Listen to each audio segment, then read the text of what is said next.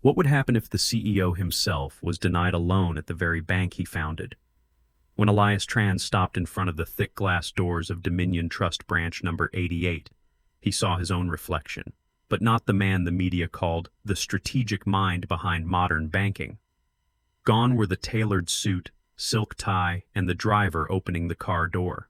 Today, Elias was just a middle-aged man wearing an old leather jacket, a wrinkled white shirt, faded jeans, and slightly messy hair, as if he had just left an early morning train station. He wasn't here to be welcomed. No one in this branch knew that the silent man standing at the main entrance was the CEO who had approved the entire interior design system, from the floor tiles to the ceiling lights. Taking a deep breath, Elias pushed the door open and stepped inside, feeling the cold air conditioning brush his neck. The polished marble floor gleamed beneath his feet, the bank's air thick with the scent of fresh print paper and the characteristic silence where people don't chat, but simply conduct transactions. Unlike previous times when he was directly escorted to the executive floor, today Elias stood quietly in line like any other customer, nameless and unnoticed. This undercover investigation was not a fleeting whim. In the past 3 months, customer complaints had tripled, internal reports had been obscured, and the polished words in PowerPoint presentations no longer convinced the board. But Elias knew there was no data more truthful than the feeling of a real person stepping into the bank. He glanced around. A man in an expensive suit frowned as he flipped through a file. An elderly woman clutched her handbag tightly as if it contained her entire fortune. No one smiled. No one looked reassured. The air was thick with unease. At that moment, a frustrated voice rang out from the waiting area, drawing the attention of those nearby. "This is ridiculous. 20 years of saving here, never missing a payment, and yet the loan application was rejected without any explanation." The old lady beside nodded with a trembling voice. "Me too. All my savings for my granddaughter's college disappeared overnight. No one is willing to explain what happened." A chill ran down Elias's spine. He knew system errors could happen, but when stories of lost money, denied applications, and deliberate silence kept repeating, it was no longer a technical fault. It was a sign of something rotten from within. Silently, he stepped closer, pretending to study a flyer about the home loan program, but his ears pricked up, every word embedding itself in his mind like the first pieces of a guilt-ridden puzzle whose full scale he had yet to discover. And this was only his first day, under the alias Harrison Lee, an ordinary customer. But for Elias, this was the beginning of a journey not just to save the bank, but perhaps to save the very remnants of trust in a system that had already decayed. Sitting down on the bench beside the poster that read, "Trust is the value we commit to," Elias remained silent, his ears still tuned to the increasingly tense conversation between two customers, a middle-aged businessman and an elderly woman with weary, blurred eyes. The man was Raymond Becker, as Elias discreetly saw from the business card he handed to the other person. His voice was steady, but carried suppressed anger. "My sister owns an Italian restaurant, ranked top local for 3 consecutive years. Her loan application to expand the business was impeccable. But after 3 weeks of repeated promises to review further, the only advice she received was, 'If you want it fast, you better be reasonable.'" The elderly woman, Dorothy Lane, gripped the worn leather strap of her handbag tightly and timidly asked, "You mean reasonable? As in having to pay money?" Raymond nodded slightly. His eyes darted around as if fearing even the walls were listening. Not officially, but she was hinted that someone could help process the application, and the thank you fee was 5%. Elias tilted his head slightly, his heartbeat quickening. The man's words didn't just accuse a shadowy trick. They seemed to reveal a hidden mechanism operating inside the bank, the very place Elias once proudly declared, "We serve the community, not greed." He glanced at Dorothy. The elderly woman continued, her fragmented memories pieced together by a voice occasionally faltering. "My husband died last year, leaving little money for my granddaughter's pharmacy studies. I guarded it carefully, yet now the account is empty. Every time I ask, they say the withdrawal was done correctly. But I never signed anything. They only say the system confirms it's valid." Elias felt his throat dry. He knew the verification system still had many loopholes, especially with elderly customers. But the bank's response, cold indifference, formulaic answers, was what hollowed out trust. Suddenly, Dorothy was called to the counter. Before standing, she turned to Raymond and whispered as if a final confession, "If I can't get that money back, my granddaughter will have to quit school. I'm not afraid of losing money. I'm afraid of losing trust." Raymond handed her a business card of someone named Linda Cho, a lawyer specializing in financial fraud. "If you need to speak out, call her. Many people are in your position." Elias narrowed his eyes, unconsciously touching the phone in his pocket. This investigation was no longer just about understanding why satisfaction rates dropped. It had become a rescue mission, not only to save the brand, but to save the lives of those who had entrusted their hopes to a system he once led. And he felt it was like he had just touched the fuse. As Dorothy approached the transaction counter, Elias watched closely. The elderly woman tried to keep her voice calm but couldn't hide her trembling. "Please, I beg you. This is my 4th time coming here. I just want to understand what happened to my account. I have never authorized any transfers." The young teller didn't look up, her voice mechanical as if reading from a script.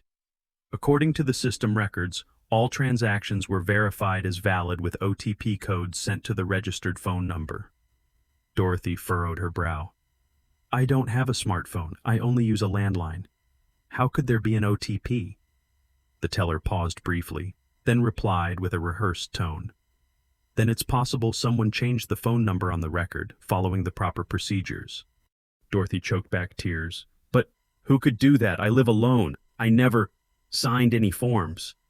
The atmosphere tensed up. An unusual silence fell. People nearby started turning to watch. The teller lowered her voice, almost threatening. "If you are not satisfied, you can submit additional complaints through the online portal." Dorothy shook her head, desperate. "I don't know how to use a computer.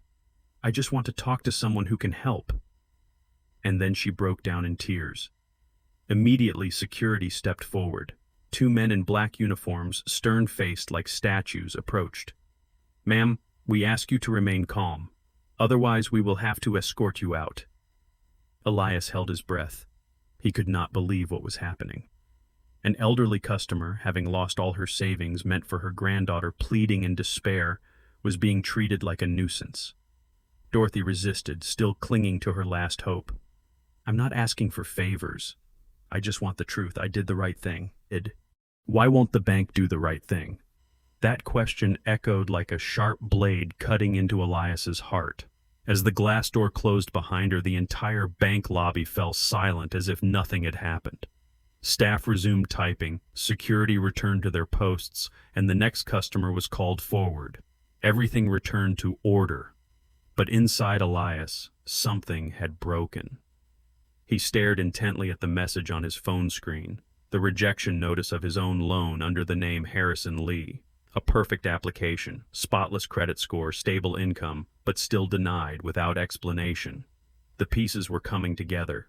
Loan applications denied despite eligibility, accounts drained with no accountability, and cold indifference to desperate cries from customers. Elias clenched his phone tightly, then looked toward the door labeled Branch Manager. This was no longer an internal investigation. This was the sign of a manipulated system. And he needed to step inside for the first time, not as the CEO, but as a citizen demanding justice. Elias was invited into the loan consultation room, a small, windowless space where soft yellow light fell upon posters promoting financial success. Sitting across from him was Sarah Nguyen, a loan officer in her early 30s, with neatly tied hair, thin-rimmed glasses, and a voice that was gentle yet cold as steel. She looked at the computer screen, scrolling through the information of Harrison Lee, the alias Elias used for this mission, then spoke as if reading from memory. "The system has flagged this application as ineligible due to an undefined risk factor." Elias raised an eyebrow. "I have a near-perfect credit score, stable income, no bad debts. Could you clarify which factor is considered risky?" Sarah did not answer immediately. Her hand reached for a small yellow sticky note beside the keyboard, concealed it in her palm, then crumpled it. Elias caught the scribbled words. Call this number for special approval. He tilted his head, softly asking, So, is there another way? Sarah paused, glanced toward the door, then lowered her voice. There are internal approval channels for special cases. If you're willing to pay a separate processing fee, the process will be faster. How much? Elias asked, maintaining his calm demeanor. $5,000, she replied. Cash, no receipt. Before Elias could respond, the door suddenly burst open. A young woman with red-rimmed eyes rushed in. Sister Sarah, I need to speak urgently. It's about my mother. Sarah frowned. I'm with a client. Please leave. No, I've applied 3 times. My mother has Alzheimer's and can't transfer money herself, but the entire account has been drained. Now the nursing home is threatening to evict her. The girl's voice cracked in despair. Sarah pressed a button under the desk. Almost immediately, 2 security guards appeared and pulled the girl out of the room amid her choked sobs. Sarah regained her composure, returning with a forced smile. Sorry for the interruption. Elias did not answer. He sat silently, eyes fixed out the window. In his mind, the stories of Dorothy, Raymond, the rejected application, and now a daughter being pushed out just for defending her mother, all connected into a chilling map of corruption hidden beneath the disguise of a financial institution. He slowly stood up, his voice low and steady. I will consider your proposal, but before I go, I need to know, who approves these special applications? Sarah hesitated slightly, then wrote down a name and phone number on a piece of paper. Michael Wong, Senior Coordinator. Elias took the paper and nodded. As the door closed behind him, he no longer felt like a disappointed customer. Elias had now recognized the stench of a manipulation ring, where the vulnerable are crushed and greed hides behind administrative procedures. Outside the bank, Elias stood silently under the shade of a tree. His hand clenched the note bearing the name Michael Wong, the holder of the special approval channel, who, according to Sarah, could change outcomes with just one phone call. The chain of anomalies grew clearer, perfect applications being rejected, accounts losing money without explanation, hints at grease payments. But what truly sent chills down Elias's spine was when his phone vibrated in his pocket. An anonymous message appeared. You're asking too many questions. Jordan Yu asked too. Now he's dead. Elias froze. Jordan Yu, the restaurant owner once honored at a Dominion Trust-sponsored event, had just been declared dead from an electrical accident in the kitchen. Yet Elias clearly remembered that just 2 weeks prior, Jordan had emailed a complaint about his loan application being denied despite meeting all criteria. This was no longer an internal issue. It was a sign of a dark hand, shielding, controlling, and silencing anyone daring to speak out. Elias immediately called the only person he trusted, Janet Joe, head of internal audit. His voice was low and urgent. I need you to review all loan applications denied in the past 6 months, especially those with high credit scores. And also, I want to see accounts with unusual withdrawals, particularly from the elderly or dementia patients. Janet was silent for a moment before replying. That's thousands of transactions. What exactly are you looking for? Elias glanced across the street. A black SUV had just appeared, parked in a hidden corner. I don't know yet, but if my instincts are right, this isn't just financial fraud. At 7 in the morning, the small alley cafe had only a few regular customers quietly sipping their first coffee of the day. Elias sat in the far corner, his eyes silently watching the door, his Americano long gone cold. He was nearly 10 minutes late. For anyone else, it wouldn't be unusual, but for Janet Joe, the chief auditor and the only person in the system Elias still trusted, this was unprecedented. He quietly unlocked his phone to text when it suddenly rang. An unknown number. He answered, catching only a rapid, whispered sentence. Don't come to the cafe. They're watching. Meet me at St. Francis Hospital, 5th floor, waiting room, alone. Without hesitation, Elias left the cafe, changed through 3 different rides, walked down an alley, and entered the hospital lobby like any ordinary visitor. When he stepped into the waiting room, Janet was there, gaunt, still wearing the same clothes from the day before, her hair messy, eyes dark-circled, but her hand clenched something small and plastic in her palm. She stood up without preamble. "They broke into my apartment last night, laptop gone, backup hard drive destroyed, but this, they didn't find." She pulled out an old USB drive with scratched silver edges, carefully hidden inside an old wooden jewelry box with peeling paint. "I hid it at the bottom of my grandmother's jewelry box. They never expected that." Elias took the USB without a word. Janet sat down, breathing heavily, then placed a small notebook full of notes and financial flowcharts on her lap. "You want the truth? Listen carefully. What's happening isn't just fraud, it's a system, a machine." She flipped a page, pointing to arrows connecting denied loan applications to shell companies receiving those exact funds a few days later.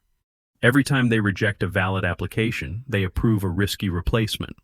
The money flows through layers of front companies, then collects in an offshore account, which regularly pays out to 4 individuals.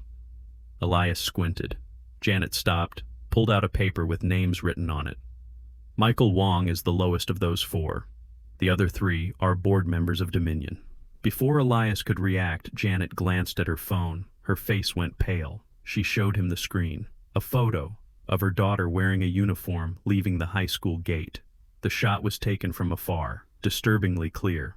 Below it was the message, "Cute kid, it'd be a shame if something happened." Janet choked on her words. Elias jumped up. "Take my car keys. Cabinet Mount Ridge, GPS saved. Don't bring anything. Don't call anyone. Get there and wait for me. I'll handle the rest." After Janet left, Elias sat alone, his eyes darkening. That tiny USB in his pocket contained not just data, but the key to an entire underground criminal network disguised as a legitimate bank. He knew from now on he wasn't investigating mere internal misconduct. He was facing a system, and his own life was on the line.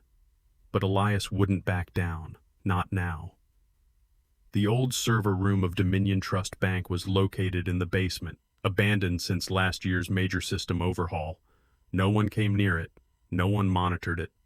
Elias swiped the metal door open with the old CEO access card and stepped into the cold, silent space where only the faint hum of outdated servers labored on remained. He plugged in the USB Janet had given him into an isolated server, disconnected from any internet connection to ensure the data wouldn't be tracked. The screen lit up, revealing a folder named Phoenix Project, Internal Eyes Only. Among hundreds of data files, Elias noticed a chilling pattern. Every loan application irrationally rejected was followed by a high-risk file approved through a special channel within 48 hours for the exact same amount.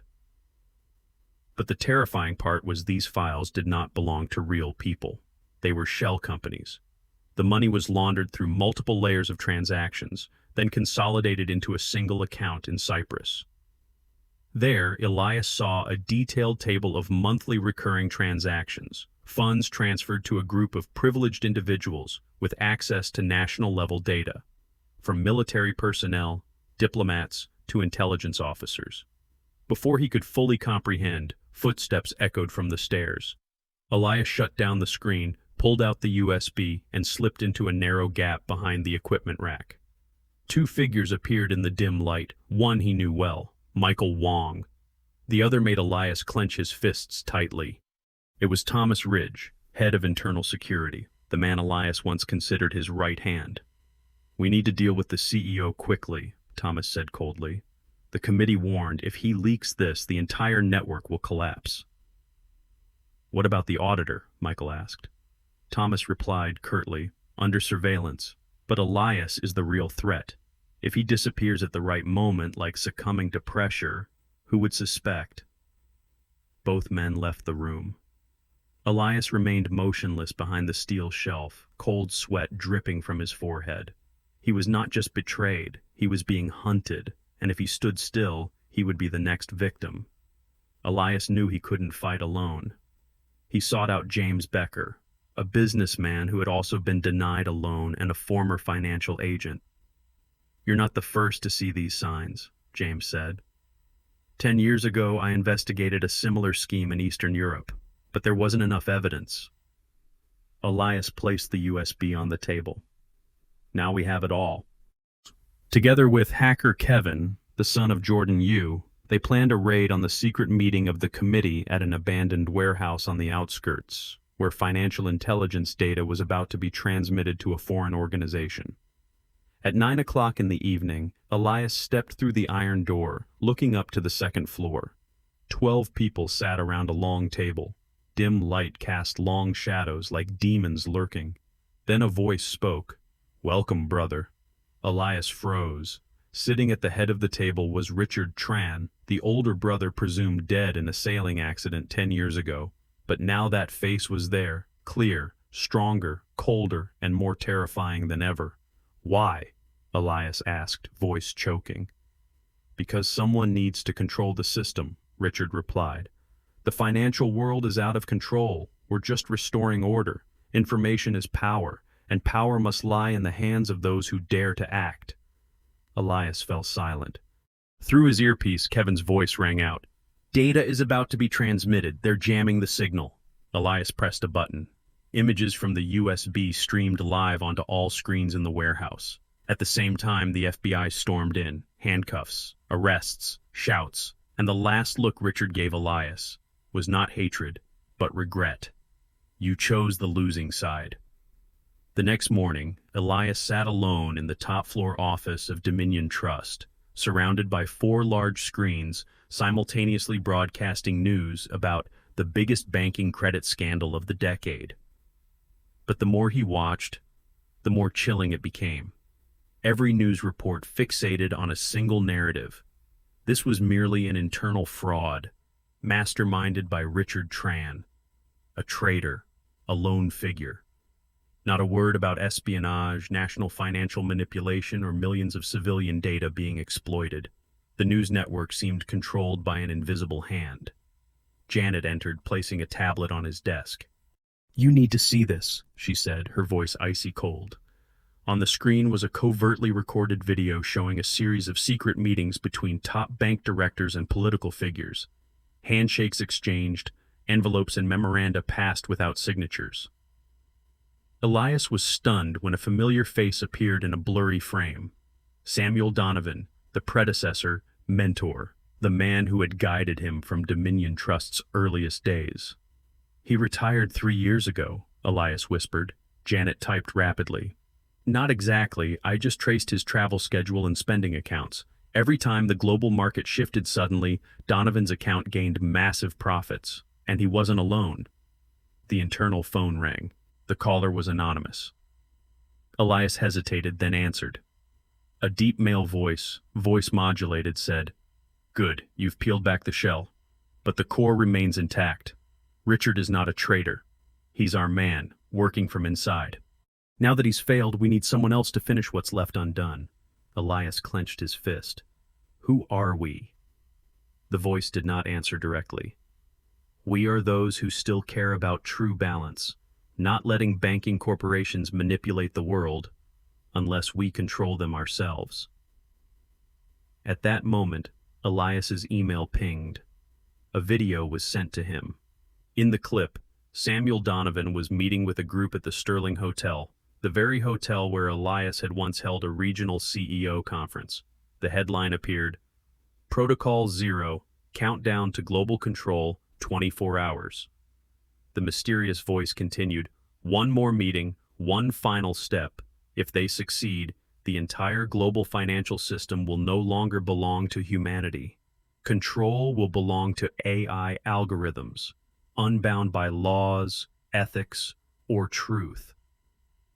Before Elias could react, Janet turned to him, eyes wide with alarm. "Look at this." She projected a global transaction network, every transaction encrypted by AI and traced back to a chain of organizations, banks, investment funds, even international financial agencies that appeared independent. Donovan is the key link connecting them all, and Protocol Zero is the tool they use to activate everything. A knock sounded at the door. Elizabeth Morrison, the head of communications, entered, holding a prepared statement for the board meeting this afternoon. Elias skimmed the content. "Making you the hero. but subtly implying your lack of control over the system. He looked up. Who wrote this? Elizabeth hesitated. The crisis management team, with outside consultation. Elias enunciated each word. Outside, who? Without answering, Elizabeth avoided his gaze and quietly withdrew. Janet was silent for a moment, then said quickly, I'll monitor her. You need to leave, now. I just intercepted a security alert from the floor below, heading this way. There was no time left. Elias dashed into the old library within the office, pushed aside the left bookshelf, which concealed the stairway to the building's technical basement. As he slipped through the narrow gap and the door shut behind him, hurried footsteps echoed behind. He glanced back through the ventilation shaft. Elizabeth was leading an armed security team, phone pressed to her ear. He escaped but won't get far. Mr. Donovan will find him before he reaches Sterling. In the darkness, Elias descended each step, his mind suffocated by hundreds of new puzzle pieces. His old mentor was the mastermind, the media was controlled, the board was a facade, and now, the global banking network was about to be completely seized by a nameless AI program. There was only one option. He had to reach Sterling before Protocol Zero was activated, and if he failed, not just the bank, but the entire world would no longer be controlled by humanity. From the old technical tunnel, Elias climbed the rusty stairs leading to the underground parking lot, a place he had carefully observed during his undercover investigation. An old maintenance truck was parked in a corner. He immediately got inside and started it using skills learned from his younger days roaming the streets. No GPS, no signal, no facial recognition, only the compass, the accelerator, and his last hope. The sole destination, the Sterling Hotel, where the secret meeting would take place and Protocol Zero was about to be activated. On the way, his phone vibrated. An anonymous message appeared. Protocol Zero is more than a system. It is the redefinition of power. If you want to save the world from the hands of a machine, arrive on time. 1 minute late is forever. Elias parked in the service basement, donned the technician uniform he found in the truck, slipped through the service door, entered the hotel through the food delivery entrance, and crossed the private hallway known only to staff. The top floor was sealed off, but Janet, playing a VIP guest, had already taken control of the security system. In his earpiece, her voice was low. You have 13 minutes. Central meeting room, 6 people, including Donovan. And there's a quantum encrypted suitcase. They will transmit data via satellite once it's 100% complete. The door opened. Elias stepped into the luxurious glass room from floor to ceiling, where the afternoon sunlight shone through electronic panels reflecting global financial markets. In the center, Donovan was standing, delivering a speech. We have lived too long in a system controlled by emotions, mistakes, and personal greed. Protocol Zero will erase all that. No more instability, no more futile kindness. Only absolute efficiency. The entire room nodded. Elias walked straight to the center, removed his earpiece, and spoke clearly. And who controls this system? All eyes turned. Donovan smiled faintly. No one. That's the miracle. At that moment, Elias pressed a button inside his jacket. All screens in the room suddenly switched to a series of videos, secret meetings, hidden accounts, political bribes, and global market manipulation dossiers. The large screen displayed the words, mandatory transparency, global data transmission. Donovan shouted, Impossible! Quantum encryption cannot be broken. Kevin's voice echoed through the meeting room's sound system. It can, unless the coder is my father, and I am the son who decoded it. The door burst open. International financial task forces and the FBI poured in, one by one, arrests and handcuffs. Donovan struggled. You're destroying the world's last chance. Elias stepped forward, locking eyes with him. No. We are reclaiming the power for the people you once called statistics. As Donovan was led away, Janet approached, placing a dossier in Elias's hand. It's all public now. Global oversight agencies have copies, and more. Hundreds of small banks are requesting to implement the new transparency system. 3 months later, Dominion Trust officially became the first bank to adopt a comprehensive ethical finance model. All transactions fully transparent, tamper-proof via blockchain, an AI-driven internal control system programmed by an independent non-profit team. Elias stood in the bank's main lobby beneath a large plaque engraved with the phrase, "Trust begins with truth." Citizens queued not in silence but exchanging conversations, asking questions, thanking staff. An elderly woman approached. It was Dorothy Lane. She smiled gently. "I've gotten my money back. But more importantly, I feel this bank is finally listening again." On the other side of the lobby, James Becker supervised the Consumer Protection Unit. Kevin was perfecting the digital security interface for customers. And Janet, in her new role as Transparency Director, prepared her speech for the upcoming industry conference. Elias received one last message. "Ready to continue? Watchtower." He typed a single line. "Sending next target." The battle was far from over, but this time the world had someone on the inside who knew how to fight back. In the modern financial world, the greatest danger is not crisis or loss, but when the system is run by anonymous hands accountable to nothing but greed. Elias not only stopped an algorithm that dominated the market, he proved that transparency is not a distant ideal, but a choice. If you believe banks should serve people, not control them, please like this video, subscribe to avoid missing awakening stories of financial justice, and leave a comment with the phrase "Choose Truth" to help spread this important message.